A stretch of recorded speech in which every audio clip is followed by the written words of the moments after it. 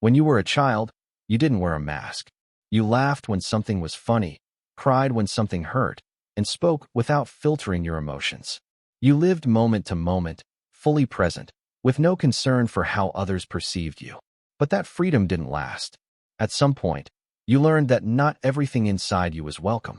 Maybe you were told to toughen up when you cried. Maybe you were made fun of for being too quiet, too emotional, too curious, or too different. And little by little, you adapted. You started hiding the parts of yourself that felt unsafe to express. You played the role that kept you accepted and out of trouble. That's when you unknowingly began to construct what Carl Jung called the persona. The persona is a psychological mask. It's the version of yourself that you present to the world. It's how you want others to see you: confident, stable, polite, in control. It's not who you really are. It's who you think you need to be to fit in, to survive, to belong. Jung didn't say the persona was inherently bad. In fact, it serves a very real function. It allows you to operate in society. If you said everything you thought, acted on every emotion, and never filtered your impulses, you'd create chaos. The persona gives you social structure. It helps you function in groups, maintain relationships, and fulfill roles in society. In that sense, it's essential. But the danger lies in forgetting that it's just a role.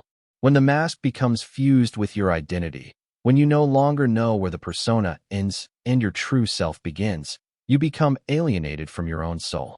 You become a hollow version of yourself, performing instead of living. This is what Jung feared most: identification with the persona.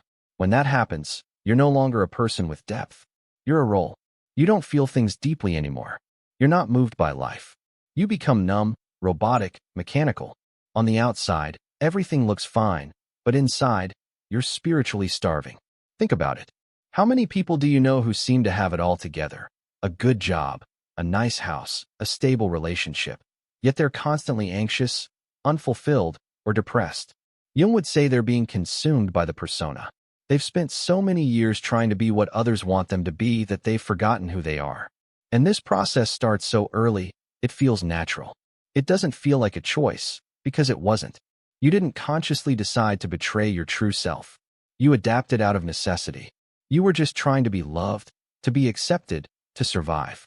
Jung called the persona a compromise, a negotiation between your inner truth and the outer world. But when that negotiation turns into suppression, you lose touch with what makes you human. Your creativity, your emotional intensity, your vulnerability, all get buried beneath a polished, acceptable version of you.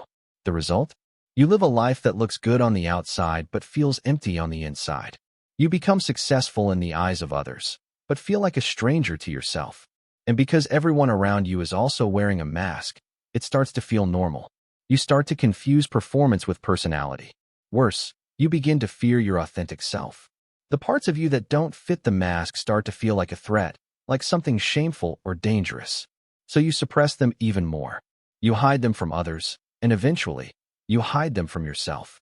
This leads to what Jung called neurosis, a condition where your inner self is in conflict with your outer image. You say things you don't believe. You do things that don't fulfill you. You smile when you want to cry. You agree when you want to scream. Over time, the tension between your persona and your true self becomes unbearable. And that's when life starts falling apart, not from external events, but from internal collapse. If you've ever felt like you're drifting through life, disconnected from your own emotions, unsure of what you really want or who you really are, Jung would say this is the cost of living behind a mask for too long. But here's the turning point. Becoming aware of the persona is the first step toward reclaiming your soul. The mask only has power over you as long as you believe it is you. Once you begin to see it for what it is, a useful tool that should never replace your core identity, you begin the process of individuation, Jung's word for becoming whole. The journey back to yourself isn't easy. It means facing the parts you've hidden, confronting the lies you've told yourself, and risking rejection by being real. But it's the only path that leads to a life that feels meaningful. Because the mask might keep you safe, but it will never make you feel alive. You might think you're just tired. Maybe you tell yourself you're overwhelmed by responsibilities, drained by work, or just going through a phase. But what if the real problem isn't outside of you at all? What if you're not tired of life, but tired of the role you're playing? Carl Jung believed that when you over-identify with your persona, your inner self begins to suffocate. And it doesn't always happen in obvious ways. It creeps in slowly, disguised as stress, numbness, or even success. The more convincing your mask becomes, the harder it is to recognize that you're wearing one. So how do you know when the mask has gone too far? Here are 10 signs you're no longer living authentically, but performing a version of yourself to survive. 1. You feel exhausted after social interactions, even with people you like. Not because you're introverted, but because you're constantly monitoring how you act, what you say, and how you're being perceived. Pretending is draining, and the more you perform, the more it depletes your energy. 2. You agree with things you don't believe in. To avoid conflict, to be liked, or because it feels easier than speaking your truth. Over time, you start losing connection with your own opinions and values. You don't even know what you really think anymore. 3. You feel empty in moments when you're supposed to feel happy. You get the promotion, the relationship, the applause. But instead of joy, you feel a quiet sense of disappointment or hollowness. That's the persona collecting rewards meant for someone you no longer recognize. 4. You're always fine, even when you're falling apart. You've trained yourself to smile, to say the right things, to push through. You don't want to seem weak or unstable. But the truth is, you've been holding in emotions for so long that they now feel foreign to you. 5. You avoid silence because it makes you feel uncomfortable. When things get quiet, the voice behind the mask starts to whisper. It reminds you that you're not living truthfully. Instead of listening, you stay busy, distracted, always occupied. 6. You feel like you're playing a role, not living a life. You show up where you're supposed to, say what's expected, and do what others admire. But deep down, you feel disconnected, like you're observing your own life from a distance. You can't remember the last time you felt truly alive. 7. You don't know what you really want anymore. You've made so many compromises to be accepted that your desires got buried under obligations, expectations, and other people's approval. Now, when someone asks you what you want, you hesitate or deflect. 8. You're secretly afraid that if people really knew you, they'd walk away. This is one of the most painful signs. You've built a likable persona, but deep down, you believe that your real self is unworthy. So you hide. And the more love your mask receives, the more alone you feel. 9. You feel a quiet resentment building up inside you. You're polite, helpful, agreeable. But under the surface, something is boiling. You start to resent people for always expecting you to show up a certain way. What you don't realize is that you train them to expect that version of you. 10. You stop growing. The mask doesn't evolve. It's fixed, rigid, predictable. Your soul, on the other hand, craves depth and transformation. If you feel like your life is stuck on repeat, it's probably because your persona is doing all the living. These signs don't always show up all at once. They can creep in over time, and you might justify them as normal parts of adult life. But Jung warned us that ignoring them leads to much deeper issues: anxiety, depression, addiction, and existential despair.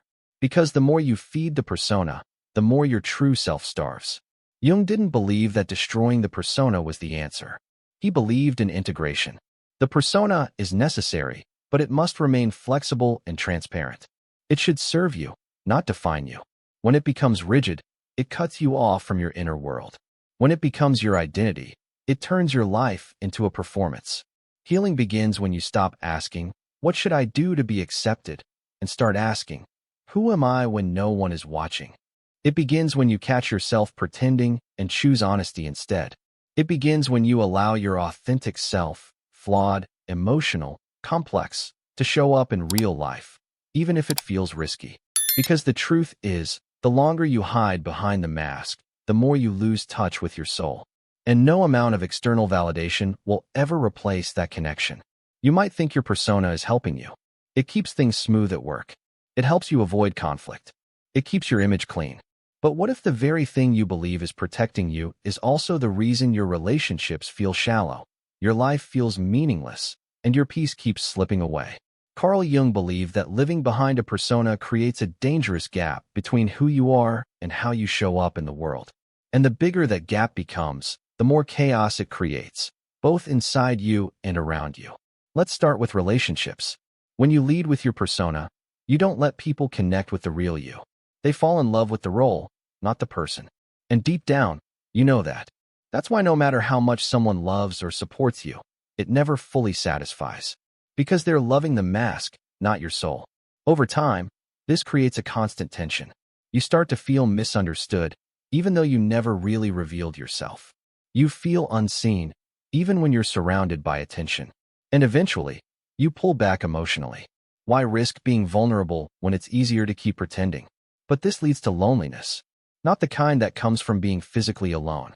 The kind that comes from never being fully known. You might be in a relationship, have friends, a family, but if you're always performing, you're always isolated. You're playing a part, and nobody gets to meet the actor underneath. Now look at your sense of purpose. When you build your life around a persona, your choices are not rooted in passion, truth, or intuition. They're based on what will keep the mask in place. You choose the job that makes you look successful, not the one that lights you up. You stay in roles that give you approval, not fulfillment. And as a result, you climb ladders that lead nowhere. You wake up one day and realize you build a life that isn't really yours. It fits the image, not the soul.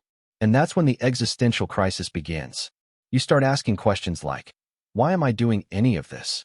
What's the point? Who am I really? Jung believed that every human being has a deep need for individuation, the process of becoming who you truly are.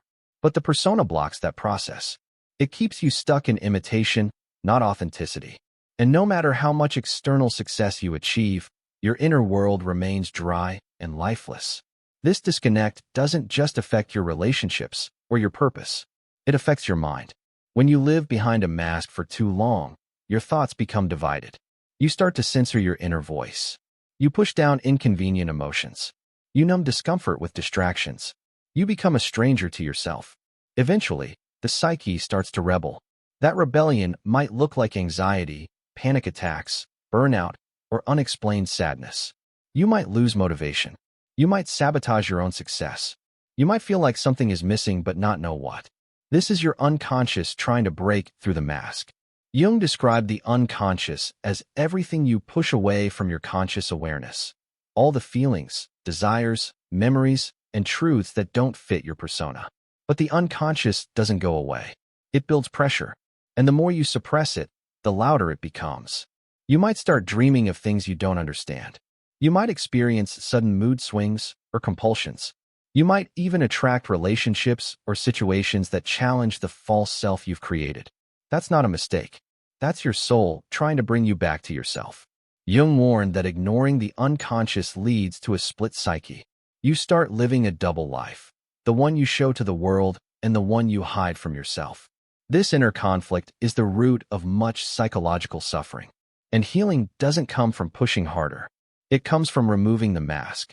Removing the mask doesn't mean abandoning your responsibilities or becoming raw in every setting. It means beginning to live in alignment. It means choosing truth over performance, presence over image, depth over safety. It means asking yourself, every day, simple but powerful questions. What part of me am I hiding right now? Who am I trying to impress? What am I afraid will happen if I show my real self? The answers might scare you, but they will also liberate you. Because the cost of the persona is high. It drains your energy. It blocks intimacy. It silences your intuition. And the longer you wear it, the harder it is to remember who you were before you needed it. But you were still in there. The one who laughed freely. The one who spoke without fear. The one who didn't shrink to be accepted. You're not broken. You're buried. And Jung believed that recovery is always possible. It begins the moment you stop lying to yourself. The moment you decide that your real self deserves to live, not just survive. You were not born to be a mask. You were born to be whole. By now, you might be wondering how to undo years of pretending. How do you remove a mask you've worn for so long that it feels like part of your face? How do you reclaim a self that got buried under roles, expectations, and fear? Carl Jung never taught that the persona must be destroyed. That would only create another imbalance. The persona is useful. It helps you function in society. It allows you to navigate roles and responsibilities. The problem arises when the persona becomes your only identity. The solution is not destruction. It is reintegration. Jung called this process individuation. It is the journey of becoming whole. Not perfect, not polished, but whole. It means bringing together all the parts of yourself that you've denied, hidden, or disowned, and learning to live from the truth of who you are. So where do you begin? You begin with awareness. You start noticing where you are not being honest, where you smile when you want to cry, where you agree when you want to say no, where you show up as a version of yourself that keeps the peace but costs your integrity. You observe those moments not to judge yourself, but to become conscious. Because consciousness is the first step toward freedom. Next comes confrontation. You begin to face the parts of yourself that you've avoided. This might include anger, sadness, jealousy, fear, or desires you've labeled unacceptable. Jung called these rejected parts your shadow, and he believed that until you make peace with your shadow, it will continue to sabotage you from the dark. Facing your shadow is not comfortable. It means admitting that you're not always kind, strong, or confident. It means owning your insecurities, your guilt, your shame. But the moment you stop running from those parts is the moment they stop controlling you. Healing doesn't mean becoming someone new. It means allowing all parts of yourself to coexist without shame. After awareness and confrontation comes expression. You begin to live more truthfully, even in small ways. You stop saying yes when you mean no. You speak up even when your voice shakes. You share more of your inner world with the people you trust. You begin to show your real self, not just the role you've mastered. At first, this might feel terrifying. People might not respond the way you hope. You might lose certain relationships that were only sustained by your mask. But the ones who stay, those are the ones who love the real you. And that is worth the risk. As you live more authentically, something powerful begins to happen.